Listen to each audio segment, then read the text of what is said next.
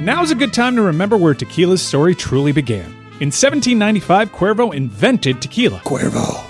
What are you doing here? Cuervo. Anytime someone says Cuervo, I show up. Well, I do know that to be true, but even during ad reads, like... Cuervo. I think he could lay out, especially for one of our great partners. Sweet, delicious Cuervo. Since then, Cuervo has stayed true to its roots. The same family, the same land, the same passion. Cuervo. So, enjoy the tequila that started it all. Cuervo. Cuervo. The tequila that invented tequila. Proximo. Cuervo.com. Please drink responsibly. Cuervo. Why does the United States pay higher drug prices than other countries? Because America's the only country in the world where 340B hospitals mark up drug prices and PBM middlemen charge billions in hidden fees. Meanwhile, Americans subsidize the research and development for new cures. Other countries benefit, but don't pay their fair share. Crack down on the middlemen. End the free riding. Lower drug prices. Go to balancethescales.org to learn more. Paid for by Pharma. I don't understand what you mean that it doesn't feel like the week of July 4th. No, it doesn't. I think Greg would agree with me on that. It doesn't feel like 4th of July week so far. It's early still, granted. It's only Monday. What does that mean, though? What does that week feel like? 4th of July week feels different. You know, the calendar's playing a sick, twisted game with us this year with 4th of July where it's on a Friday, because normally you get, like, you know, the work company holiday where you look forward to, like, a Wednesday 4th of July are awesome. You look forward to, like, a Wednesday 4th of July. And then they say, you know what, just take the week. You know, let's celebrate America. Let's celebrate freedom. Take, you know, the 5th and 6th off. Come back. We'll see you next week. Thursday would have been perfect. Thursday would have been fine. Friday doesn't feel like the 4th of July. And there's not that, you know, that Sandlot feeling in the air with the 4th of July, you know, where you're like anticipating it. You're looking forward to it. You know, oh, this big thing is coming. Where do I go see fireworks? Do I go to the beach? Do I go to the pool? What are we going to do? Maybe I'm alone in this, but I don't feel it this year. Not yet. It's Monday. It's early still. I think I'm going to stun you. Saturday afternoon, guess who strolls into a fireworks store? Uncle Sam. This guy. Wow. A fireworks store. No wow. Way. What'd you get? Sparklers? I got $130 worth of stuff, and I bypassed the sparklers. On this economy, that's like 3 fireworks. But firework prices way up. Everything was buy one, get 2 free. Of course it was. And not a good sign. Where'd you go? Phantom fireworks? No, Dania Beach. Dania Beach? Yes. Wow. Did you go specifically for fireworks? No. Oh. I just happened to be driving by, and I just saw a giant tent for fireworks, and I thought to myself, okay, I'm going to make it feel like July 4th week. I'm going to choose that right now, today. Now, $130 sounds like a lot, but it's not really. I would have thought, I picture you walking in there, give me your most expensive. What kind you get? The kind that, like, you shoot out of the Roman candle, the ones that shoot into the sky? Look, I had to give my license in order to buy these explosives. Yeah, you do. Like, this was not just sparklers. These look like small little bombs. Dangerous game crossing county lines with explosives there, Danny. I don't know if you want to do that moving forward. Oh, yeah. Yeah, you'll be showing up for work next week with 4 fingers. Mm-hmm. What is July 4th supposed to feel like? Like, what is the week of July 4th? When he says, is it because you're thinking of days off and it's just going to feel like a regular week, and then on Friday you're going to get a national holiday? I think the older you get, the less you feel. Really, might be what it is. Like, as a kid, you look forward to it, you plan it, what are we going to do, this, that, and like, we're not there. I mean, you obviously are still there. You're buying fireworks a week early. Are you putting on a fireworks show? Like, where you plan on setting these off? Can we come? I'm going to go get the help of Valerie's brother. I see it, trying to seem cool for the brother-in-law. Yeah. I've been there. Well, no, it sounds like he's hired help. He's setting off the fireworks. No, but like Dan. her brother's into it, so it's like we're going to hang out. How can I I'm going to buy what he's into. Nice. The last time we did this, Valerie's father and her brother, I want to say they're very good at this, but the house caught fire. Like in the middle. Well, then they're very bad at that. Yeah, they were very good at it before that one incident, but they do like explosives. Giants owner John Mara, who also today said he doesn't know how many fingers JPP has. It kind of seems like if the last time you did this, Valerie's father and brother set the house on fire, and you are now buying them more fireworks, there may be some sort of, I don't want to say insurance plot going on here, or maybe we're trying to eliminate the family for some reason, but it seems as though there's a history here of, incidents, and you're arming them with the same weapons as the last time. Okay, it's not. I mean, I guess it's one time. hate them? I don't know if it's a history. I do not hate them. Okay, good, good. It's good to say that on the front end. The thing that caught fire, it's a giant grid that was thrown away while it was still a little bit orange. Ooh, a And grid so, of death, yeah, you're saying. It could have been. I mean, the car caught a little bit of fire. The house caught a little bit of fire. Wait a minute. How does a car catch a little bit of fire? The hood and stuff, like it was learned at the time. Well, it's before it explodes, really, right? A car catches a little bit of fire. Once it explodes, it's exploded. Yeah, it's like a firework when it explodes. Yeah. What'd you do? You have a fire extinguisher? How'd you put out the pre-explosion car? Hard to have something catch a little bit of Yeah. fire. It's either on fire or it's not on fire. Well, the home didn't burn down, so it caught a little bit of fire. No, Michael Jackson, hair, a little bit of fire.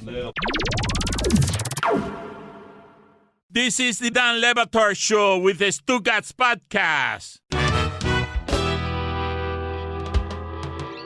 I've told you guys before that I enjoy the Frank Isola, Brian Scalabrine, the starting lineup show, the basketball show they do. And on the way in, I heard them talking, and Isola is quoting a report that says the Knicks are going to interview Dawn Staley as head coaching candidate. And Scalabrine's response was, I try to avoid these topics. And then they moved on. What? And I'm like, that doesn't hurt Scalabrine. He's better off. You know what his theory was on this? He's like, I'm just going to say why not. Instead of addressing whether or not the Knicks would hire a coach and put a pressure on a coach who has never coached an NBA game before. She's a woman? That the answer to why not? Is that a pro or a con? Most people would answer that. Most sports fans, most Knicks fans would say that's where you start with why not. I would love to see that. I really would. And if I really would. Did Isola, was that his rebuttal? No, they moved on. They moved on because they didn't want to do. I mean, I just thought it was so funny that Scalabrine considers that a controversial topic. The fact that in 2025, like a woman exists near I tried to avoid these topics. I'm like, what topics? Who's going to coach the Knicks? I don't know. I don't think the group chat got what I was doing there. This is why I try to avoid these topics. Are we talking about undeserving statue recipient Dawn Staley? Right, Greg? Isn't that what you said? Let's not do this. Yeah. Would she be deserving of the statue if she moved on to the Knicks? Absolutely, yeah, because she would be groundbreaking. Look, when I first heard this... All right, here we go. Oh, no. No. Let's hear it, Mo. My immediate reaction was cynicism. Like, the New York Knicks win this because they come off as revolutionary and trend-setting. It could be a publicity stunt. Like, we don't know how serious they are, but they win just for the effort. But then again, you look at Dawn Staley, despite not deserving a statue yet in her career, what female basketball coach is more qualified to break this ceiling than Dawn Staley? I can't think of any. Brian Windhorst is on Get Up saying that the reason that the Knicks were on Kevin Durant's preferred list and they said thanks but no thanks to Kevin Durant is because Giannis Antetokounmpo is obviously the Knicks' main target, and according to Windy, they didn't pursue Kevin Durant because of the possibility that Giannis would be available. Again, I would say I would love to see it. Just like the Heat. I would love to see Giannis end up in New York coached by Dawn Staley. Give her a loaded team. Give her a team that's a step away. And then see if she could be better than Thibodeau when you didn't know what you were doing with your coaching search. And now you end up in a spot where Dawn Staley is among the biggest names you can get. If it's not going to be, what is it, Mike Brown? I'm listening. Let's try that again. I don't think he's had enough opportunities. It would be inspired. It would be inspired. It would be inspired as something that is groundbreaking from an organization that had Isaiah Thomas swept out in sexual harassment, to give over, to not know what you're doing after Thibodeau in a way that reveals to everybody, oh, you didn't actually have a plan with your coaching search, and then end up on a candidate that would legitimately bring something to tabloid city that would be the biggest, most famous, splashiest thing you could possibly do if you're the New York Knicks. Can it be groundbreaking if by reports it's like your 9th option for all the people they tried to interview? Yeah. Do you find inspiration after failing 9 times? Sometimes yes. Sometimes yes. It still would be groundbreaking. And also, She was our 10th option. We got 9 no's. So imagine? here we are. Can you imagine being met with brava, inspired after failing 9 times? I think the Knicks would still get credit for the hire. And you know what? James Dolan, with that hire, would go a long way to refiguring his entire negative image into a positive. Nope. I think so. Nope. No, I think this move would get crushed. Really? By the fan base? Yeah, I think it would get I wasn't crushed. even doing that. I'm saying there is no move that Dolan can make that Sphere, I erases mean. all the Dolan. The Sphere? People are looking at Jimmy Dolan. Whoa, look at this If guy. ever a move you can make to transform your image, it's making history with a hire such as this. I don't think we're there. We weren't there a couple of years ago, and wherever we were a couple of years ago, we're further away from now. I just think it'd get crapped on by that fan base. I don't know what that fan base wants because it's not available. So whatever's going to be better than Thibodeau isn't something that is going to appear in any form. There's no place from which, I mean, if Jason Kidd is in play, I don't know if that makes everybody enthusiastic, but they're stuck in a situation where they're unlikely to do anyone who brings any more enthusiasm than Thibodeau, and now they're testing themselves against the idea that Thibodeau is somehow addition by subtraction. Look, I know that this is going to sound shocking, and please keep in mind I'm speaking to a relative fan base, right? I think they want a dude. Okay. I think they'd want a dude. I'm glad we talked this through. Okay, fool them. Maybe Dawn can spell her name D-O-N, and then they'll be fooled. Who's this Donald Staley? Right. A new dawn is the tabloid headline. Billy made fun of the Heat in there. Duncan Robinson opts out of his contract. I can't believe I'm about to say what I'm about to say, but it is absolutely true. Duncan Robinson is the single best shooter in franchise history, and his story might be better than that. Just what he formed himself into as a value as a 10-year veteran of the NBA that is now opting out of a contract, and I think we were surprised by that. And then the next reporting on that seemed to all be Duncan's working with the team. And I hope he is, and maybe he is, but I don't know what will appear in terms of offers as teams now all sign their own free agents, because free agency opens today, and everyone seems to just be signing their own guys. So I'm assuming that Duncan Robinson is working with the team on however it is that they get him to more money and flexibility. But this really is one of the great success stories in franchise history. And that won't change for me if at the end here he decides, oh, there's a big offer over there somewhere that's better, because that shooting's going to be valuable in this league. Like, no matter what, that kind of shooting's going to have value for the next 5 years. He's a curious player, curious case study, because he is, in many respects, one of the first examples of culture personified, developmental skills by the organization, but also highly criticized despite bringing himself up to that level because he shrinks in moments. I think maybe we were laughing back here. I think his biggest moment in a Heat uniform is probably putting Wembanyama in a blender. Yeah, I guess team friendly. If you want to be loyal to the team that will probably actively shop you come February, that's cool. But no, Mark Stein's already reporting that Detroit is interested in a sign and trade, and he's going to have value for the same reason that Desmond Bane has value. Like if you no. I'm not saying he's Desmond Bane, and I'm not saying he's going to bring back 5 picks. I'm saying that for the same reason, if you're bad at 3-point shooting, and you can get one of the best shooters, that's going to have values to teams like Houston and like Orlando who were bad at those things. Yeah, I mean, I just keep thinking, just central Heat focus, Strus took his job for a reason. Strus left. Strus was a good signing for Cleveland. Duncan Robinson has not been as good as Strus, and I think just further confirmed why that was the right decision back then. I think those are 2 different players, right? Duncan is not the same guy that Max is. Max is a more well-rounded player, and he was that from the day he showed up. He was just playing the shooter role on the Heat's team, but he also was able to do some different things. The thing with Duncan that's so cool is, like, you're talking about this Division III player that then goes D1, that goes undrafted, that ends up working his way through the G League to get to the Heat, and then earns this giant contract. And that's really where he became polarizing, because he made $90 million and Heat fans expected a certain level of performance and a certain level of growth. But he did grow his game. After going back to the bench and being totally shifted out of the roster, then he ends up back in the rotation, and he's been in and out. He's been a professional the whole way through. If this is it with Duncan, he is the greatest shooter in franchise history to this point, and that's pretty special. I'd love to see him back, but okay. Back to you, Eric. Look, I think the majority opinion on Duncan Robinson is that he was grossly overpaid and hasn't quite ever lived up to his contract. And if he leaves in free agency, there won't be a lot of flowers and tears. And that's not even anti-Duncan Robinson. I think I'm representing what most Heat fans feel about him.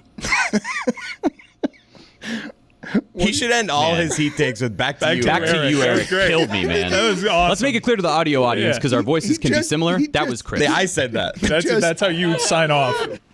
There's just 6 seconds of extra fat on everything. I'm not going to miss Duncan Robinson Thanks. because. There you go. But if he wants to re-up for a team-friendly deal that may or may not be adhered to by this organization in the coming years, cool. We can start having the jersey retirement conversation, I guess, because he is going to hold all these records. And yes, while statistically he's the greatest shooter in franchise history, stop. That jersey ain't going up. He's not. Right. He's not. I've seen better shooters wear that uniform. Game 6 for your life. I'm going to stop you there. The Heat are 49-13 when Duncan Robinson has scored 20-plus points. The Pistons need shooting, at least in part, because Malik Beasley is in the middle of a bunch of gambling stuff. He was about to get a 3-year, $40 million contract, and now there's an investigation going on, and there are going to be more and more of these in the coming years as some of the gambling money seeps into the locker rooms, and you're going to get players who get embroiled in this stuff. So the Pistons, who are this far away, right, because they came very close to beating the Knicks, were probably good enough to beat the Knicks. You assume they will grow. You assume they will get better. The Pistons are young and hungry, and people view them as a legitimate contender now because they expect an improvement from Detroit. This ignores how good Cleveland was all season. But I do think most people believe Detroit is coming. And stunningly, when we did that live watch party with Mero and Sam Morrill, both of them gave more respect to the Pistons as a feared opponent in the future than the Pacers, which I thought was crazy. Well, they're hating-ass haters, Dan. That's what they were doing there. There's the rumor, innuendo on social media is that there was a string of games in which Malik Beasley came well under his rebound average, and there was a lot of sharp action based off of his rebound props. So that's what appears to be at the core of this investigation. This show is sponsored by Game Time, the official ticketing partner of the Dan Le Batard Show with Stugotz. And folks, let's be real. Buying tickets for concerts or games is usually a pain. You hop online early, you wait in some never-ending virtual queue, which I truly can't stand, and by the time you get through it, prices are sky high or tickets are gone. It's the worst. But that's why I use Game Time. Look, you guys know me. I'm a white guy who likes to project like he thinks he's smarter than other people, which means Vampire Weekend is one of my favorite bands. And when Vampire Weekend was coming to town just a couple of weeks ago, I was looking for tickets, and not only did I find amazing seats on Game Time, but I actually saved a ton of money. Game Time has last-minute deals that let you save up to 60% off for concerts, comedy, theater, sports, you name it. And soccer fans, how about you listen up? Game Time's offering 10% off exclusive zone deals for FIFA World Cup matchups. Big matches, great sections, and even better prices. You can see the view from your seat before you buy. Checkout takes just 2 taps. There are no surprise fees. What you see is what you pay for. So take the guesswork out of buying concert and show tickets with Game Time. Download the Game Time app, create an account, and use code DAN for $20 off your first purchase. Terms apply. Again, create an account and redeem code DAN for $20 off. Download the Game Time app today. Last minute tickets, lowest price, guaranteed.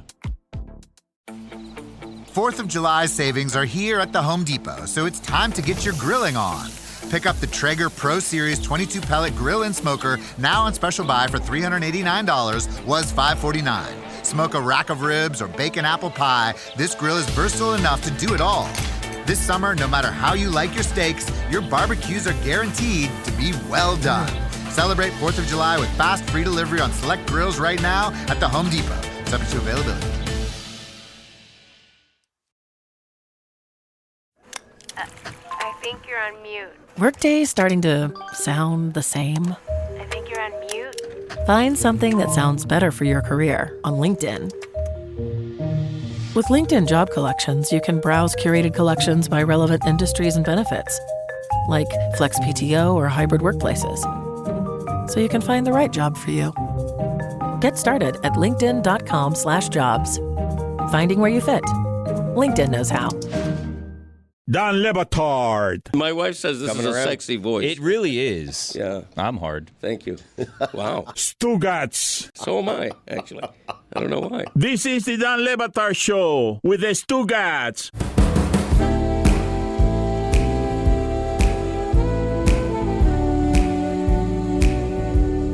I am sorry that I did this to Billy because I saw that he came in today bounding into the office because the Marlins are mashing the baseball. Best team in baseball. They've won, well, the Rays in their last 40. Oh, enough with the Rays, In their please. last I'm so 40. tired of the Rays. In Get a their stadium. Leave me alone, Rays. In their last 40, the Rays are better than anybody. Okay, last 40. How about the last 6, 8, No, 9? the Marlins whatever. The Marlins have won their last 7 in a row. They win 3 at Arizona. And 3 at San Francisco before that. And then take out kind of the homestand. And then 3 at San Francisco. And it's, oh, this team's hot. Those are decent teams. Road Warriors. The first time they've ever won 6-0 for a road trip. And they're hitting the ball like a ton. They're beating, like the Diamondbacks hit the ball. And so when you're beating them 9-8 and you're beating them late, and the Giants are better than the Diamondbacks, that was a fun road trip. The Marlins started the season so poorly that a lot of people haven't noticed that they've been mashing. Yeah. Billy came in happy today. Of course I'm happy. Why would I not be happy? And we're headed into 4th of July week. It just feels like a special week now with Marlins coming home, the 4th of July. You know, there's a number of giveaways that be going to get. The thing is this. Here's the thing about the giveaways, right? It's the quantities. It's not. I don't know if you guys have noticed. The Marlins haven't had the greatest of attendances this season. Really? So, like, tomorrow, there's a nice Guayabera giveaway. Yeah. But it's only for the first 3,000 fans. And then I need to start playing the game where it's like, okay, 3,000 fans, but there's 4 entrances. Are we divvying up how they give away the Guayaberas so each entrance has the same one? Do I go to a less populated entrance to get one? How early do I have to get there? Because my experience the past couple of times I've gone is I don't get the giveaway. And then I look around and I start doing some, finger math where I'm trying to count. I'm like, I don't think that there's 7,500 people here right now, an hour before the game, but I still didn't get, this Hippie Hoppa hat that I was promised. So I'm kind of trying to look around and figure out what time do I get there if I want to get the Guayabera. And then the follow-up seems cool. I don't know the quality of it just yet. I haven't seen it. I've seen a photo, but I haven't seen the quality. But it does look good. But do I then wear a Guayabera with a Marlins logo on it somewhere after the fact? Like if I have a, family member that passes and we decide that we're going to go a little more casual to the funeral, do I wear a Marlins embroidered Guayabera there? I don't know. 4th of July is coming up. I saw that on the 5th. They're giving away this giant American flag jersey. I don't think I'm going to make it there for that. But the 4th, you get fireworks indoors. Here's the thing about fireworks. On the 4th of July, besides Dan maybe trying to kill his family members with it, burn down houses, cars. What? Back to you, Eric. A Guayabera. Marlins Park is a safe place to see fireworks. You have to go through security, right? I mean, I don't want to scare people, but fireworks shows kind of scare me a little bit. There's lots of loud. It's dark. There's lots of explosions. You don't know what's going on. It's like room for chaos. But that's the whole point of fireworks. You just described that was quaint fireworks. and fun in the 70s, not in today's. Are you guys fireworks people? Any of you? I'm like you. I'll go to a store, spend $100. It's hopeless to buy your own fireworks. You can't compete. The city is going to have a better fireworks show than you do in your own backyard. My neighbors in the street every year, they do the fireworks thing. Yeah, it's fun. It's fun, You've seen one, you've seen them all. You've seen one, you've seen them all. They're small scale, and then you look up in the sky, and here's the city going boom, boom, bloom, bloom, and it's a beautiful thing. Boom, boom, you can't compete with that by spending $150 in Dania Beach. You're living, though, when you jog away from that little sad little box right there, and you're like, I hope it doesn't tip over. Like, that's living. Yeah. You know what's fun? Lighting one of those little black snakes. A little. It's the most dangerous thing I do. A little tablet. Just take a little lighter there. My wife's like, honey, don't do no. I'm like, I'm doing it. I'm lighting it. I got it. Stand back. Grab Graceland. I got this. I'm going in. Put it on the poll, please. Are you really living if you're not running away Sad job. scared from the... Chris, you ever have the one, you light it and it tips over and you're like, there's still time to stand it up. You go and you try to stand it up. No. I usually just jump on my daughter at that point. It tilts over it all. Wow, what a hero. Whack.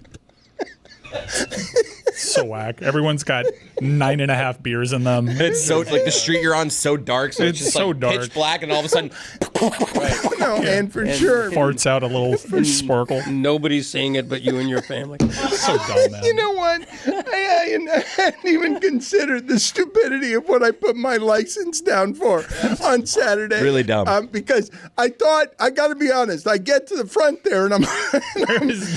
To me, there is no bigger red flag than dude that is way too excited to light off fireworks. I'm like, sad fireworks, like the sad one. Yeah, we got it. You got guns at home. From 2 counties away. Yeah. Oh my God, a guy that drives down to the Why'd Keys to you get drive fireworks. to Dania to buy fireworks? I don't get it. You and I do not have anything in common. I was already in Dania, and I was just driving down the street, Billy, and on the other side of the street was a fireworks display. I know that Please place. stop making me drive 50 minutes on a pilgrimage to go buy fireworks. Dania's far. It is far. Did you stop by Jackson's? That's a nice little Saturday. You know what? was You know right what by I tell Jackson's. somebody when they tell me, "Hey, man, I just drove like 2 counties over to get all these fireworks." I tell them immediately, "I know exactly how you voted." Okay.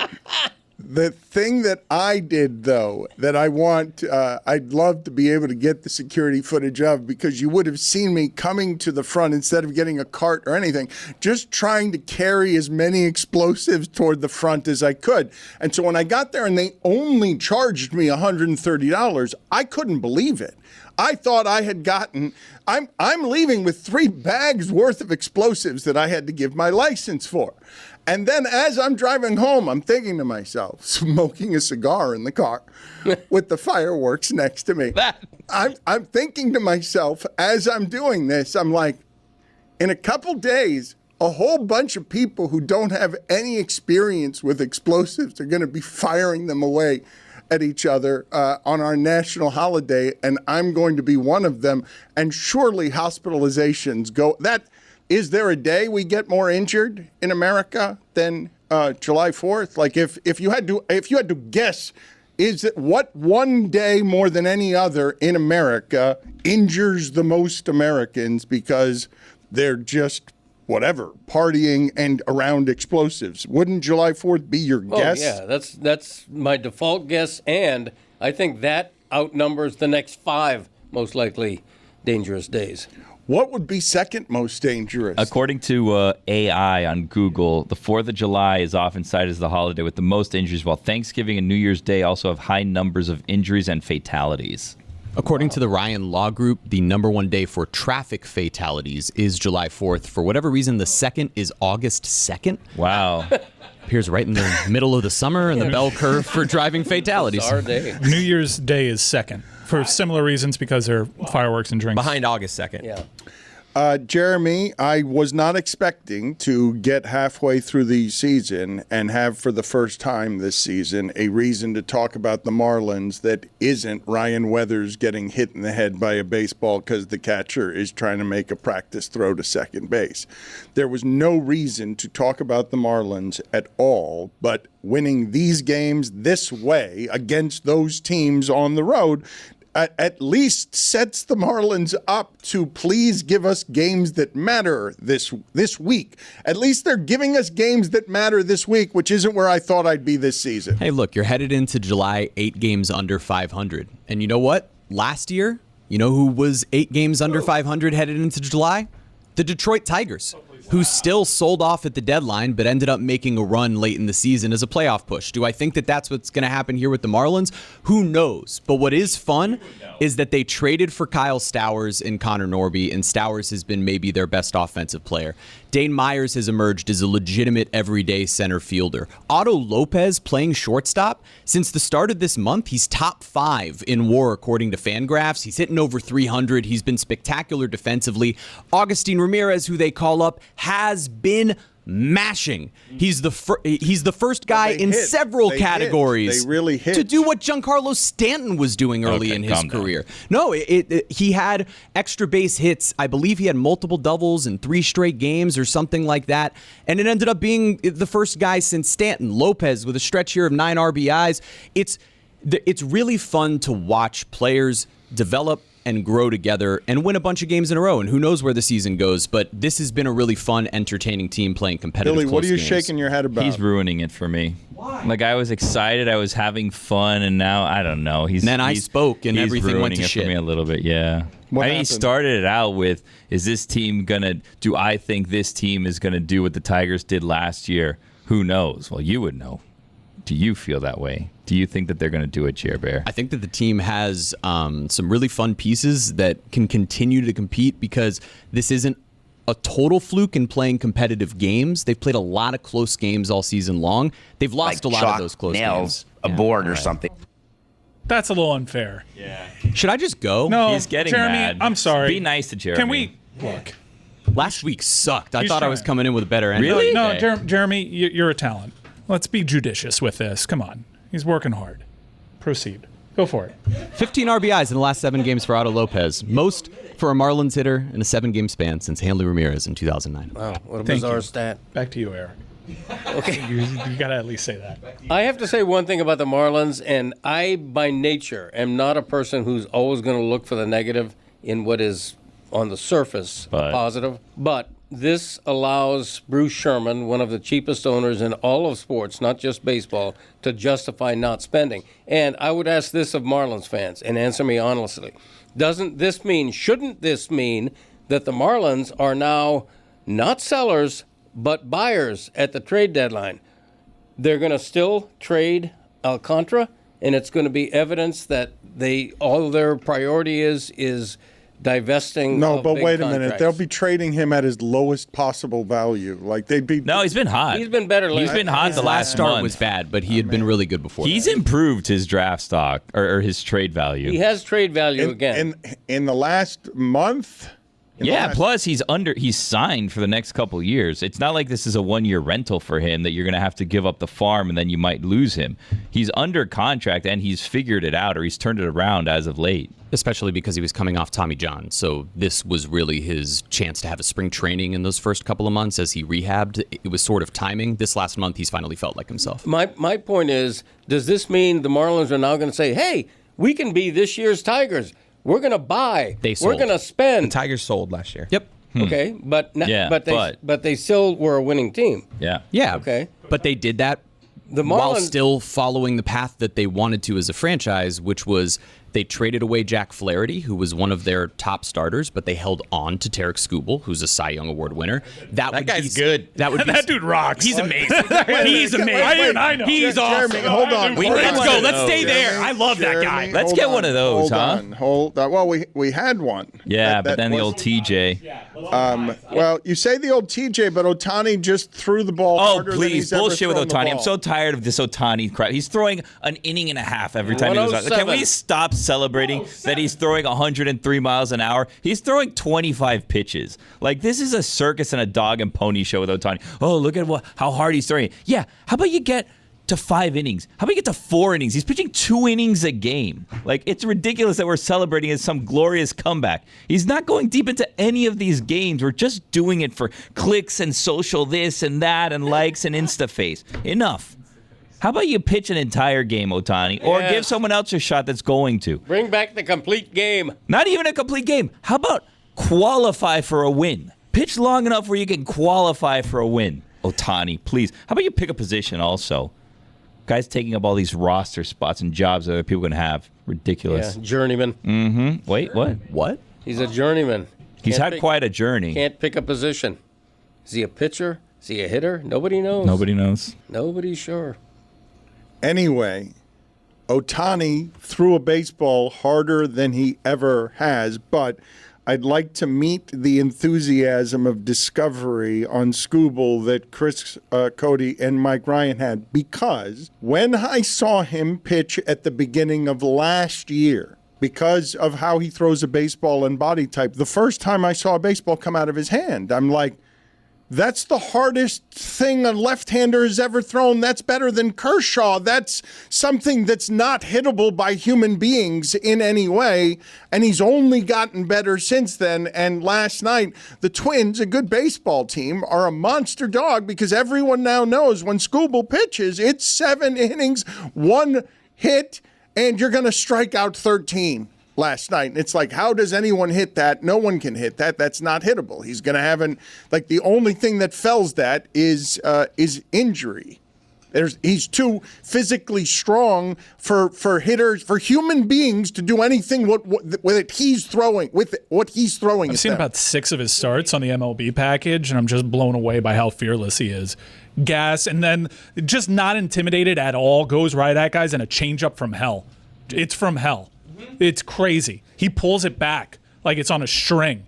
That guy's awesome. I feel like hell is filled with all sorts of change-ups, don't you? Where you're just wandering through hell and everything for me, is it's meant like to trick It's the you. heat in hell, yeah. No, it's like 84 miles per hour from Jamie Moyer. That's hell. Oh, wow. Scooble-dooble-doo. He's right. What? They should have had a moment of mourning. They really should have for the loophole being closed in hockey that allowed the Lightning and the Panthers to sneak people in at the end of the season and break the salary cap in half. They are now through the new collective bargaining agreement that's going to save hockey for at least the next 5 years. Evidently, they're eliminating the thing that the state of Florida used to its advantage better than anybody, which is winning with an accounting loophole of we can slide Tkachuk in once the playoffs start, let him sit the second half of the season, and even though he was hurt in the Four Nations, go out and get Seth Jones and Marchand because Tkachuk's stashed away. They've now eliminated the ability to do that accounting loophole. Can we have a moment of silence or something? Can we do a ceremony for it? I'm pumped up about it. I think it's great. And you were right to say the state of Florida is better than any other state at this. This is a Vegas Golden Knights thing. This is where Florida had lost to a team. They were decimated by injuries. They got crushed by Vegas that absolutely has done this every single year. It was a point of pride, really, for Florida that they hadn't until this year. They had already won their cup, made it to a previous one, that they hadn't used that loophole that other teams that they have been taking out along the way have been using, and I'm glad that they closed it up. Glad. Let's make it a uniform rule. Bill Zito can follow it better than anybody. Let's do it. He's already proven it twice. No, but Chris, we need to do a ceremony. We need to put it up in the rafters or something. This is look, man, if I had to have in the Hockey Hall of Fame something from the last 10 years, an item, a lever, something that would be mechanical that I would put in the Hall of Fame, I'd have to consider this rule, given what it's done for Vegas, Tampa, and Florida over the last decade. Mm-hmm. They're also doing some stuff to try to squash tampering, which is out of hand in that sport. I mean, people in league circles have known about Marner to Vegas for months before he hits free agency. I do have some tea as a pertains to wait the a minute. Panthers. What ranking is this? What ranking is T versus I happen to know and I know for a fact? What is the hierarchy of Mike's reporting? This is not firsthand information. This is me comparing notes with other information people. For whatever reason, I'm super dialed to what Carolina's doing. Expect Ehlers there. But Florida's trying to bring back those 3. If you're counting on a haircut for Brad Marchand, possibly, I'm sure he can command more in an open market, but it's not that super team friendly. Florida's offering him basically what Boston offered him him before he rejected that, which is a contract that I think is dead in the middle of the average annual value in the NHL. Ekblad is torn. Florida's doing what they can to put something in front of him that he'll take. I know Carolina's going to be super aggressive when it comes to Ekblad, and if he went out to the free agency market, he'd command more than he got here. We already saw with Sam Bennett. He's locked in, and that's a crazy great value. That's going to be a great contract, especially with the collective bargaining agreement that's going to see the salary cap go up and up. Florida's got a team that's going to be around for a while. These guys are in their late 20s. They're going to hang around. They're going to be they're going to have a say in the next few cups, and that's incredible. But we'll see on Brad Marchand. He's apparently torn 50-50 on whether or not to take Florida's present offer. What do you want him to do? If he takes it, I don't think it's a great annual value for a 37-year-old player that showed you this season signs of tailing off. And it was only until he got put on one of the best third lines in the history of the game that he resuscitated his career. What do you want him to do? If he comes back, I don't want him here. I don't want him here at that number. But if he comes back here, you ride with your guys and you trust the GM. That's where I'm at. I think Bill Zito's earned that. If Bill Zito says we're going to bring back these three guys and that's the move, and you're fine getting rid of guys like Evan Rodriguez, which is probably something that you're going to have to do. A guy that makes about half that annually, that has proven to you. Over the last two playoffs, Evan Rodriguez has had 30 points for this team. He was massive in the previous Cup win. He's a two-way player. He's on a team-friendly deal, but you're going to have to get rid of guys like that. And if you have confidence in how Brad Marchand's going to age, I think ultimately, I'd defer to the GM. Evan Rodriguez, I want anyone who knows him who listens to this show to remind him that he owes us a shirtless visit to this show where he pretends to ride a roller coaster. He said he was going to do that if they won the championship the first time. They've since won 2 championships. He owes that to the show before he leaves the Panthers. Mike Ryan said the dishing of tea. I don't know where it is or why it is that is an expression, but the giving of tea, did that rise to the level of tea giving? Whatever it is that he's saying there, he had some tea to serve us. Yeah. Did it rise to the level of being worthy of the jump off of I have some tea for you? I'm going to be honest. It was a little weak. It was a little tepid. Weak All right, tea? Cool. Yeah. That's what the offer is for Brad Marchand, and he's currently 50-50 on whether or not he takes it. Okay. In Zito, we trust. And that's stronger tea.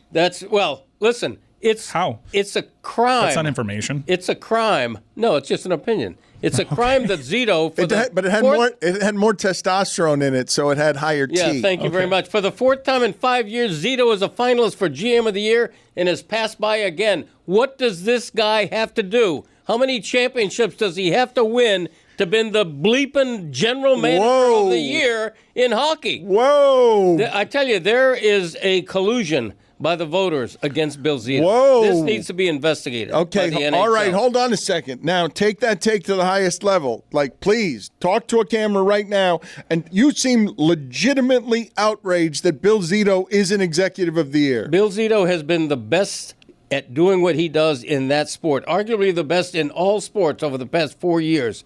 He keeps being nominated, and I'm half serious when I say, who are these voters? I think it's a panel of like 16 or 18 people. It's malfeasance what they're doing by not honoring this guy after a second straight Stanley Cup, after stealing Brad Marchand from Boston, after getting Seth Jones. This guy has been brilliant for the Panthers, brilliant, unlike anybody else in this market and maybe nationally. And it's a crime in that sport that he hasn't won GM of the Year. Stop being a homer, Bo. You weren't looking at the right camera at any point during that. Hey, let the camera look at me.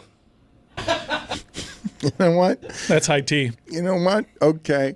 Have any of you seen A Football Life with Jimmy Johnson? Have any Weren't of you seen that? I was, but I had never seen it until this weekend. And I saw a story in there that I had not heard before about Jimmy Johnson and where his relationship with Jerry Jones ended. And I just did not know this. It was Barry Switzer and Larry Lacewell who were telling the story. And they were just saying, this is where this ego clash between Jerry Jones and Jimmy Johnson ended. Why are you looking around? You know, people in my ear are shouting and whispering. I'm Both trying to of be a them. professional here. Shouting and Go whispering. about So your you business. just distracted me by looking the entire time I was too talking. easily. You know, go buy some more fireworks. Amuse yourself. I mean, It is fair. You're criticizing him for being distracted, but accusing him of distracting you. Thank you. What's the Jimmy Johnson point, Dano? So Jerry Jones, Jimmy Johnson has a rule, and everyone knows he's got a rule. No one in the locker room right after the game. No one in the locker room right after the game. It's just me and the team. And Jerry Jones just barges in with the prince, and Jimmy Johnson is furious and doesn't want him in there. And he's like, I have a rule. With a prince? With a prince, yes. Not Prince. No, a prince. Fielder. I have a rule. And he tells Jerry Jones, I have a rule. And Jerry Jones's response is, I have a rule too. I own the team.